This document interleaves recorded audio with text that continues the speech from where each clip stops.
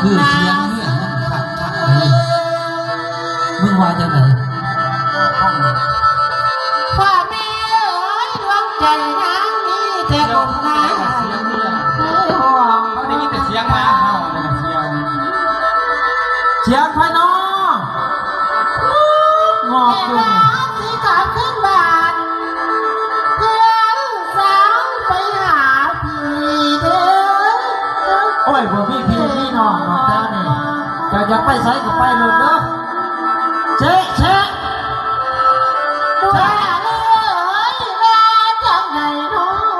พี่เจ้ามันมีเสียงฟังโอ้ยมาพะเด้มาหอนข้าน้อยว่านี่มาบ้านข้าน้อยนี่เฮาดูขนาดเด้อใช่นี่เรื่องสารดูดวงเสงพอจากจริงไปลูกนี่มาวันแล้วโอ้ยอย่ามาจงเสาะมาหาขวามันนี่มันจงรู้จงดันนี่ฮะนี่รอดเพราะต้องเป็นห่วงแท้นี่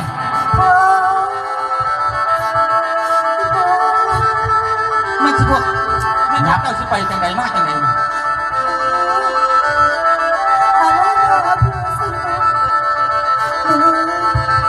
นี่ดวงใจ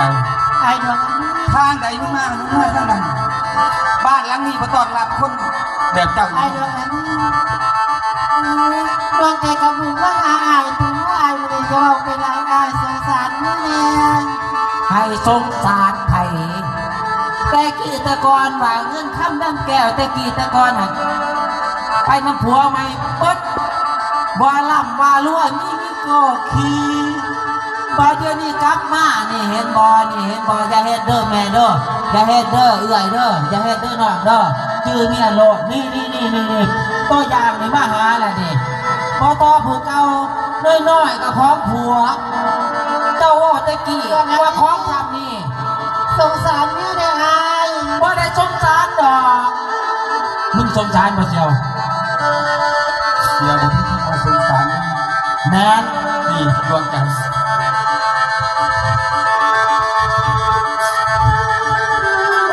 ย้ำเมื่อมองดูหน้าบ่พ่อตามีสนองยับมาเบิ่งใกล้ๆพ่อปันใหม่ฟังตาไอ้ดวงอันนี้จะบอกไปทั่วไรฮะไปสั่งผัวนางเอ๋ยแก่ไก่เด้อแก่ไก่นางโอ้ยมีผัวบ่เขาสิจ๋าเราต่อพี่เขาถึงเขาปลาบัดนี้ส่งมาคืนนะครับหาผัวเขาบัดนี้เขาใส่โอ๊ยผัวนางเอ๋ยมาเมื่อนี้ดวงได้ขอมามาโซ่เอาสารหวังเดินที่สายเจ้าเนี่ยมึงคนนี้พ่อแม่มึงก่อนถูกดวงจากน้ำน้องขอบ่อยเพิ่งยังจนให้สงสารข้าน้องแม่เด้อพี่เด้อพูดมือเจ้าขอจิตนิต้าเจ้าไปหาคอรออันแถวตลาดนี่ผัวนางเอ๋ยคำว่าสงสารเมียไม่สงสารลูกหน่อยอะไรเจ้าเพียงเด้อไอ้ย่าพม่าแล้วกินหอดเจ้าย่าไอ้พวกต้องขึ้นหอดนี่เมื่อมาสงสารดวงใจกับสงสารลูกของเขาว่าจะกินก้อนพวกเจ้าห้างพวกเจ้ามีโก้ขี้โก้โยทิมวัดมาคอยขี้เกียนนะลาเลี้ยงมันเป็นแบบนี้ให้อายพี่น่าสงสารพี่เจ้าก็คิดอะไรก็คิดสงสารอยู่จังหน่อยเลยเจ้าคิดเห็นความดีคอยเจ็บแต่เมียมึงยังเอาหน้ามาคุกกี้เลยเรื่องที่น้ำทิ้งไปให้เราลืมสาเด้อคิดกระทำไปเชียวคือกระทำไหนคิดเป็นมันกู้เนี่ยว่าเรื่องมาให้มันจบกันไปแล้วเมื่อแก้วมันแตกไปแล้วบอพิชานจะประสานเข้ากันได้หรอไปสักและให้สงสารหัวตาหน่อย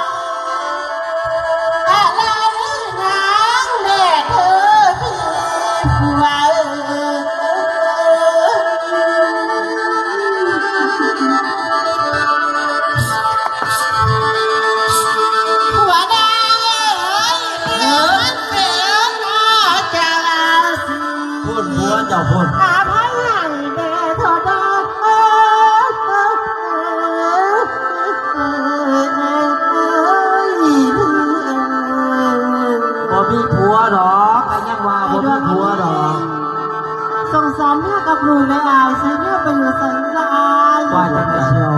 กุ๊กกิน ให้ ต้ ต้ ม นสงสารกันนะในเมื่ออายมันเป็นผู้ถูกคนอยากกินสิมาอยู่อย่างกินอย่างนั้นสิพานอนดินกินยาน้องสิกินได้สิสำหรับอายส่วนให้มันส่วนไปซ้ำ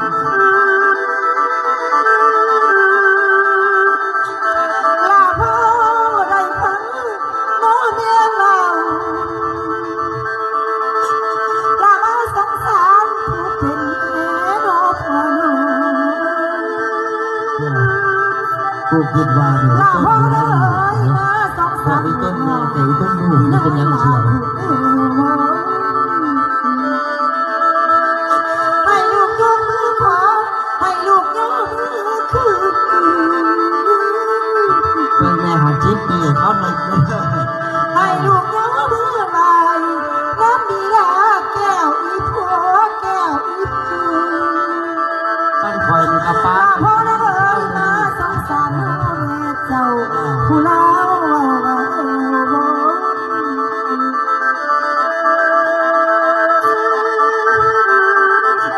ลาแม่นี่พี่นอไปแล้ว แม่ได้ ลา เจ้า แม่นี่พี่นอไปแล้วแม่ขอยอมเป็นโปรดโปรดอภัยนี่เถิดน้ำหาเงาที่แม่เฮียนเอ้ย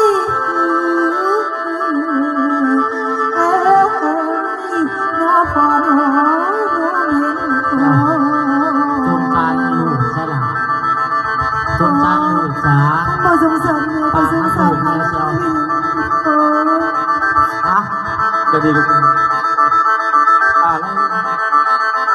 พ่อก็เป็นห่วง คอยกับ แต่เป็นอย่างหนึ่งที่บ่ได้ใจพ่อ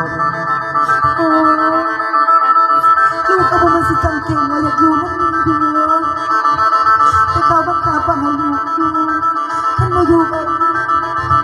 เขาขาเขาตีสลบอยู่เลยฉันกรี๊ดกับลูกของลูกนี่บาปนี่กรรมสลบอยู่ เอาจะเชียวเอาซะกูก็คิดว่าอยู่สิป้าให้ไปที่ติไม่ไปลูกเฮา จะเลยกับพี่เอากับมือ